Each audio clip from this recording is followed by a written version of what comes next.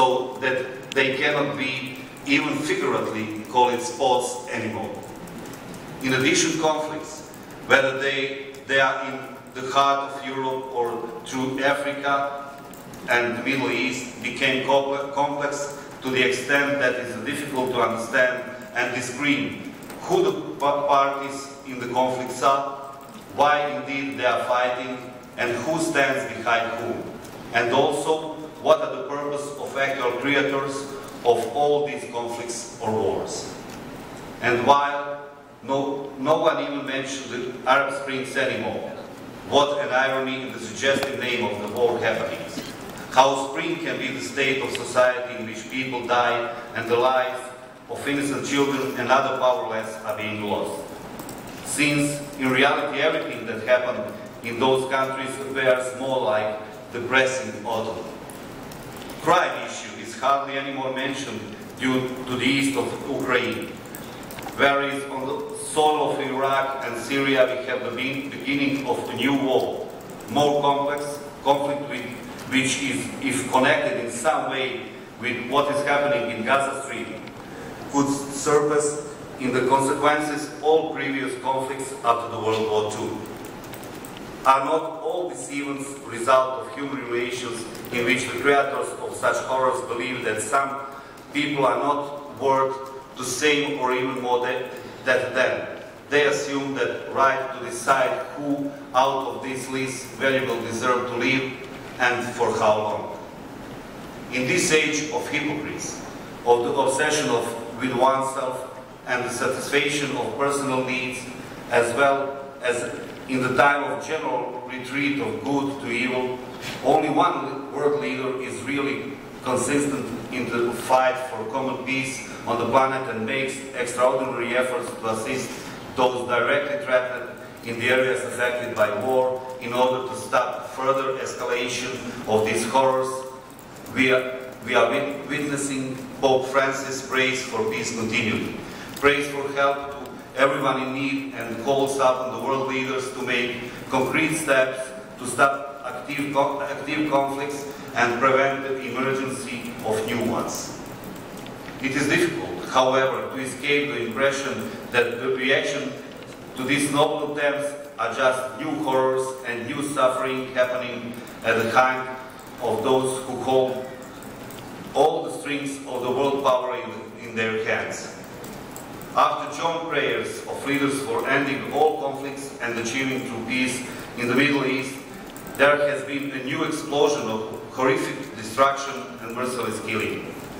Do you think that this is a coincidence? Absolutely not. Creators of all of these conflicts, who are often hiding behind the mission of peacemakers, should know that soon they will be powerless to control development of the situation as well.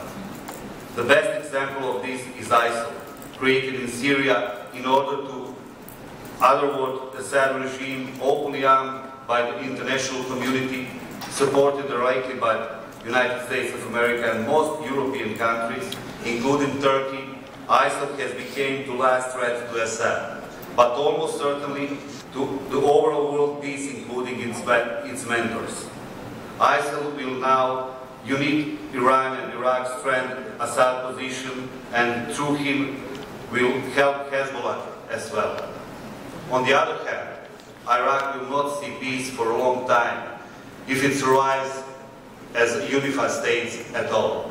While the chickens and will drawn by, unfortunately, people of Palestine and people frantically leaving Syria, Iraq, and the other war-affected areas, seeking salvation in Europe or other parts of our planet.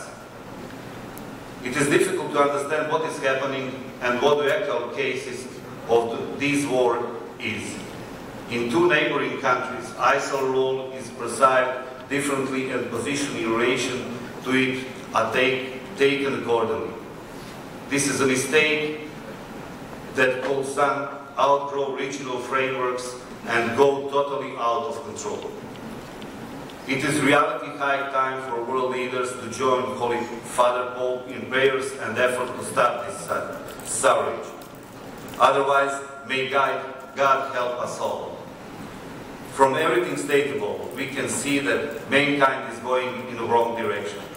Building happiness on other pain, taking, robbing, not helping to needy, not repenting, destroying everything in its way, and in the same time presenting itself as a benefactor and peacemaker, and just goes on. Where to? For how long? What awaits us to the end of such a journey? I'm personally encouraged with the fact which stems from my deep religious beliefs, and that is that good always triumphs over evil, and if it wasn't for the faith in a God and fundamental justice, I would have lost all hope in us, in mankind. Either way, perhaps slowly, perhaps clumsily, as in the hands of a child, bricks of human rights will be arranged not only by Bosnia and Herzegovina, and we will finally get to see much more nicer times. If not we personally, then our children or our children's children, better times are ahead of us. I'm sure. Prayer has saved my life, said Mahatma Gandhi. And after what I have survived, I believe him. And you should believe to that the prayer will save us all. Nevertheless, I would like to supplement this thought of the great man. It is a fallacy to believe that only prayer is enough. Every person has been given gifts by God. And in accordance with the assigned gifts, along with prayer, we must act as well. Ladies and gentlemen, do we dare to keep quiet and do nothing, knowing how many tears go down daily innocent children's cheeks? I invite you, let's stand up and condemn the hypocrisy, injustice and evil, regardless of who stands behind them. Only by acting, so we are truly free people. And how much freedom is precise, I will remind you with words Croatian writer Ivan Gundulić, which I also mentioned in my last year's speaking. O beautiful, O dear, O sweet freedom. I will finish my speech with very noble words said by great fighter for justice and freedom, Dr. Martin Luther King. I have a dream. In order to ask you, do we have a dream? Dream about one nation under the God. God bless you.